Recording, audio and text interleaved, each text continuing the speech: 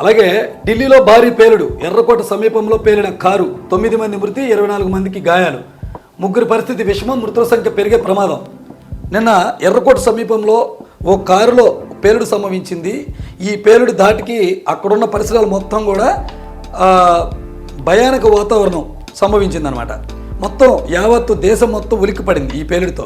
దేశం మొత్తం కూడా రెడ్ అలర్ట్ ప్రకటించారు. మన రాష్ట్రంలో కూడా రెడ్ అలర్ట్ ఉంది ప్రస్తుతం. అక్కడ ఆ వాతావరణం ఎలా మారిందంటే చిత్రమైన శరీర భాగాలతో ఘటనా స్థలి వద్ద భీతావహ దృశ్యాలు కనబడుతున్నాయంట. పేలుడు దాటికి తీవ్రంగా దెబ్బతిన్న పలు వాహనాలు, దుకాణాలంట. ఆ పేలుడు దాటికి పేలుడు సమయంలో కారులో 3 వ్యక్తులు ఉన్నారంట. వాళ్ళు 3 కూడా చనిపోయారు.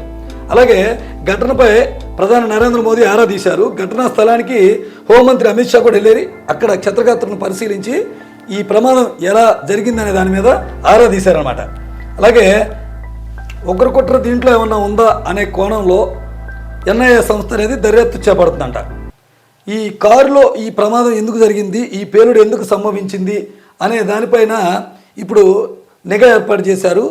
ఈ కారు ఎక్కడి నుంచి స్టార్ట్ అయింది, మధ్యలో ఈ కారు ప్రయాణించిన మార్గంలో సీసీ ఫుటేజ్ ఏమన్నా ఉందా అని చూసి ఇప్పుడు దానిపై నిఘా పెట్టారు. ఈ కారు ఎక్కడి నుంచి వచ్చింది, ఉగ్రవాదులు ఏమైనా తీసుకొచ్చి ఇక్కడ పేల్చారా, లేకపోతే దాంట్లో ఉన్న సిలిండర్లు ఏమన్నా పేలినాయా, కావాలనే అక్కడ ఏదైనా బాంబు సెట్ చేసి రిమోట్ సహాయంతో జనసంచారం ఎక్కువగా ఉన్న ప్రాంతాల్లో పెట్టి పేల్చడానికి ప్రయత్నించారా అనే కోణంలో దర్యాప్తు చేస్తున్నారన్నమాట.